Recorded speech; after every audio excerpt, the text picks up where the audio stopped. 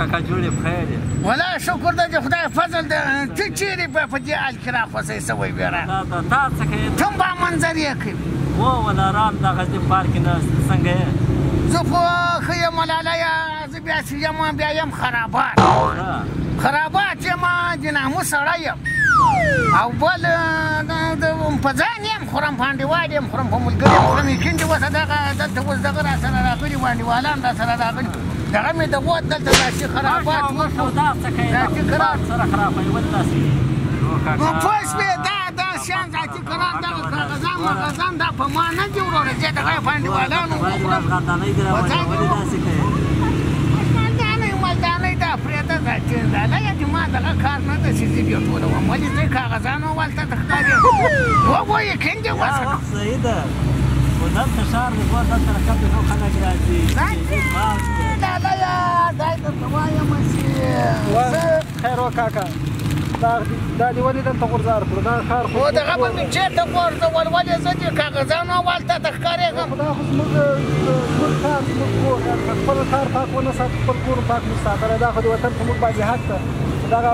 شیان چې کوم شیان چې موږ وخورو هغه کاغذونه یې راټول کړو یو کثافهدانۍ کې چېرته واچوو تر څو دا هوا خپله دا یې په ما حق ده په ټولو یې حق مشر کشر معنا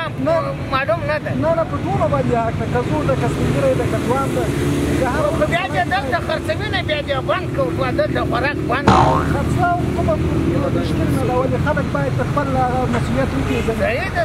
کاغذان دې وروره راټول کړي او خدای سترګې کې واچوي او نظافت خو موږ ته د اسلام نظر ووایسي د نظافت د ایمان یوه برخه ده یعنې که چېرته څوک پاکوالی ونه لري نظافت برخه ونه لري اوس دغه هم د ایمان مربوط شو په دې پسې مې معنا دغه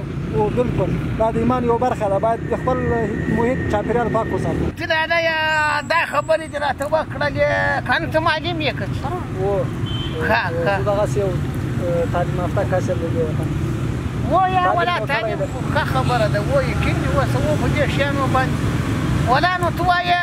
معنا دغه معنا نظافت ده معنا دا پاکي معنا د ښار او د پارک او د کوڅې معنا تا ټوله چې د هر چا مسؤلیت ده چې معنا هر څوک بې کوي دا د هر فرد مسؤلیت ده چې خپل کور او ښار باید پاک وساتي هغه شیان چې چېرته خوري هغه باید راوه کثافهدانۍ کې واچوي دا دې په انتقال کې سره خلکو ته مزاحمت نه وي تر څو دا هېواد چاپېریال مو صفا سي پاک سي او موږ ته د ژوند کولو ښه زمینه مساعد دي چې ارام واوسو صحتمند واوسو او خیرو کاکا ته خفه نه شې په دې خبر باندې ستاسو کوم شاعران یاست اوس موږ ته دغه خبره یا نه خفه کېږم معلمه ګله په حق خبره زه په ټول عمر نه خفه کېږم له سینې ډېر خوښ کېم مګر حق خبره په ما بده نه لګېږي پروردګار دې په دونه ځای کې دې دغه یوې خبرې اجر درکړي زنګ هم راته راغی روان هم چېرته یم مګر الله تعالی دې په دنیا په آخرت باندې ښه درسره وکړه خدای دې په ایمان ښایسته کړه ما ته دې ښه لاره راوښوه تر قیامته به دې دا یادوم خدای دې ښه درسره وکړه چې اوس یو بل په پوچو الفاظو راته ویلی تا معنا راته وویل دا د قناعت دې راکړو دغه د وروره دغه کاغذان را سره اخلمه ذاتي کرا دې هلته صفاقتانۍ که څه شی د په هغې کې اچوم یاره خیر وکاکا ولا د واچي دغه خو بیا زه خبره منم دغسې کار وکړه